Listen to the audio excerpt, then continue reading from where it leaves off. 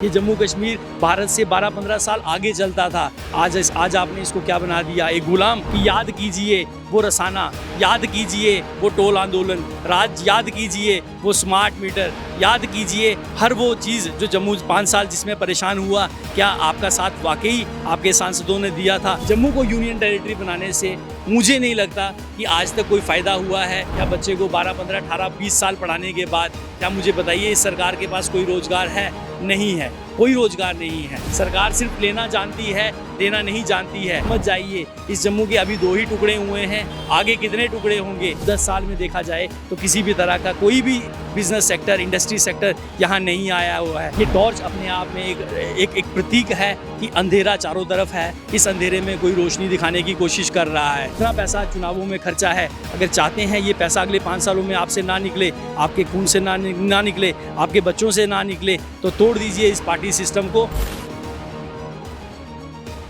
Jammu Reasi Lok Sabha seat से आज़ाद उम्मीदवार doctor Prince Rana यहाँ सांबा में डोर टू डोर कैंपेन करते यहाँ पर आए। और किस तरह से सर समर्थन मिल रहा है लोगों का, जिस तरह से आप आज सांबा में डोर टू डोर कैंपेन करें?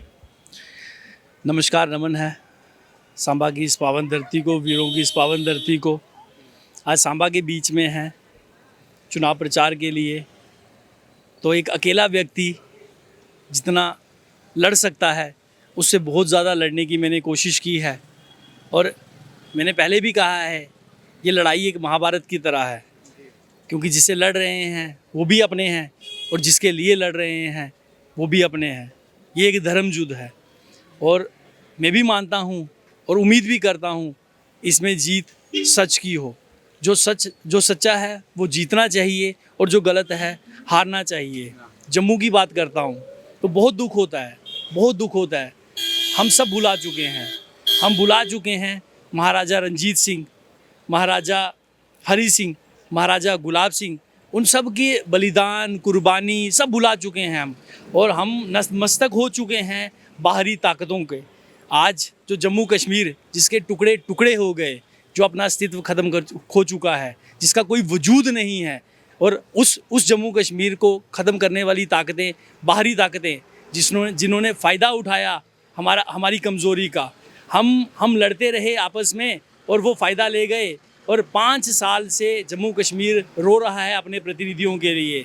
आज यहाँ पर पंच नहीं है, सरपंच नहीं है, म्यूनसिपाल्टी नहीं है, एमएलए नहीं है, चीफ मिनिस्टर नहीं है, असेंबली नहीं है। इससे ज़्यादा और कहाँ तक जाएंगे हम? आपके क्या अहम मुद्दे रहने वाले हैं जिस तरह से लोकसभा चुनाव में मैनिफेस्टो आप रखे रहे हों? क्या समस्या? देखिए, मेरा पहला मुद्दा रहेगा कि महाराजा रंजीत सिंह, महाराजा हरी सिंह, महाराजा गुलाब सिंह, उन सब की कुर्बानियों से जो ये जम्मू कश्मीर बनाया था, और अंतिम समय तक महाराजा हरी सिंह लड़ते रहे जिन जम्मू वासियों के लिए कि इनकी नौकरियां कोई छीने ना, इनकी ज़मीन पर कोई ना कब्जा करे। और कुछ जयचंदों ने उसको सब तबाह कर दिया। कुछ वो अंदर से मिलकर एक विभीषण का रूप लेकर उन्होंने इस जम्मू कश्मीर को स्टेट से यूटी बनवा दिया। अब आगे वो क्या करेंगे, इसके कितने और टुकड़े करेंगे, उस चीज़ को सोच के डर लगता है। उस चीज़ को लेके आया हूँ। तो सबसे पहला अहम मुद्दा रहेगा कि किसी भी तरीके से जम्मू को स्टेटहुड वापस मिले, क्योंकि जम्मू को यूनियन टेरिटरी बनाने से मुझे नहीं लगता कि आज तक कोई फ़ायदा हुआ है। और वाकई अगर किसी को लगता है कोई फ़ायदा हुआ है तो ज़रूर उन ताकतों को वोट दीजिए जो ये कर रही हैं। अगला मुद्दा रहेगा, क्या बच्चे को 12-15-18-20 साल पढ़ाने के बाद क्या मुझे बताइए इस सरकार के पास कोई रोज़गार है?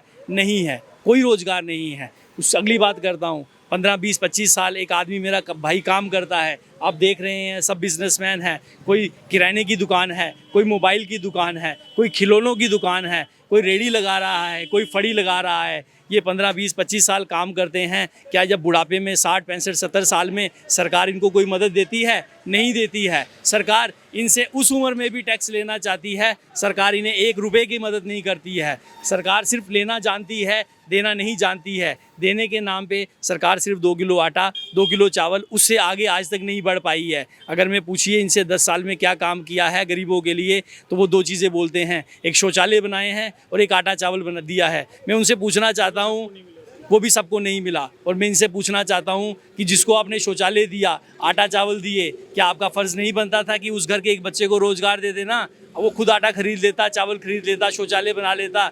क्यों क्यों उसे ज़िल्लत से आप भरना चाहते हैं। तो ये बहुत सारे मुद्दे हैं जो मेरी कोशिश है, एक सोसाइटी के बीच में आया हूँ कि अपनी बातों को रखूँ, समाज तक समझाने की कोशिश करूँ कि समझ जाइए, इस जम्मू के अभी 2 ही टुकड़े हुए हैं, आगे कितने टुकड़े होंगे। 5 साल से आप चुनाव नहीं हो पा रहे हैं। उन महाराजाओं की कुर्बानियों को याद कीजिए, महाराजा हरि सिंह को याद कीजिए, जिन्होंने अपने अंतिम समय तक कोशिश की कि इस जम्मू में कोई बाहर से नहीं आए। इसलिए नहीं बोल रहा हूँ कि बाहर से नहीं आना चाहिए, इसलिए बोल रहा हूँ क्योंकि हमारे पास लैंड बहुत कम है। जम्मू कठुआ से शुरू होता है, जम्मू में ख़त्म हो जाता है। मात्र 100 किलोमीटर की लैंड है। रजौरी, पुंछ, डोडा, भद्रवाह, किश्तवाड़, वहाँ के लोग भी जम्मू में आशियाना बसाना चाहते हैं। तो जम्मू का 80% पार्ट पहाड़ों में है, इसलिए बोल रहा हूँ। अगर बाहरी व्यक्तियों को यहाँ डोमिसाइल दे देंगे, यहाँ बसा देंगे, तो ये लोग यहाँ रहने के काबिल नहीं रहेंगे, क्योंकि हमारा 80% पार्ट डिस्टर्ब है, टेररिज्म है। इसलिए चाहता हूँ, क्योंकि लैंड कम है, रिसोर्सेज कम है, कोई इंडस्ट्री सेक्टर नहीं है,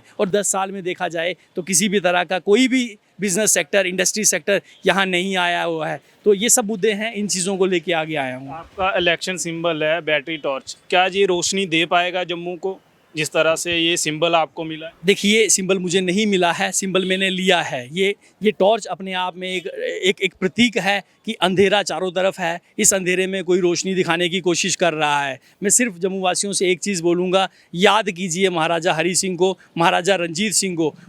उन्होंने ये देश बनाया, ये जम्मू कश्मीर अंग्रेज़ भी इसको गुलाम नहीं बना पाए। ये वो जम्मू कश्मीर है जिसका संविधान 1937 में लिखा गया था, भारत के संविधान से 13 साल पहले। ये जम्मू कश्मीर भारत से 12-15 साल आगे चलता था। आज आपने इसको क्या बना दिया, एक गुलाम, एक छोटा सा यूनियन टेरिटरी जिसका अपना कोई अस्तित्व नहीं है। कौन चला रहा है इसे, ये आप भी जानते हैं। कोई जम्मू का एक भी व्यक्ति इस जम्मू कश्मीर को चला रहा है क्या? हम इतने निकम्मे हैं, हम इतने मूर्ख हैं, हम इतने पिछड़े हुए हैं? शर्म कीजिए और समझ जाइए। अगर डॉक्टर प्रिंस राणा यहाँ से जीतते हैं, देखिए, पार्टियों की बात करें तो पार्टियों में और कंपनीज़ में कोई फ़र्क नहीं है। जिस तरह से कंपनीज़ अपना काम करती हैं, उनका एक आईटी सेल होता है, उनका एक ऑफिस होता है, उनके एक एजेंट होते हैं, पार्टीज़ भी बिल्कुल वैसा काम करती हैं। उनका एक अपने आईटी सेल हैं, ऑफिस हैं, एजेंट हैं। तो हमें इस पार्टी सिस्टम से ऊपर उठना है। हमारे जम्मू में जम्मू प्रोविंस में 2 MP सीट्स हैं, तो इसके लिए किसी पार्टी की ज़रूरत नहीं है। हमें एक ऐसे व्यक्ति की ज़रूरत है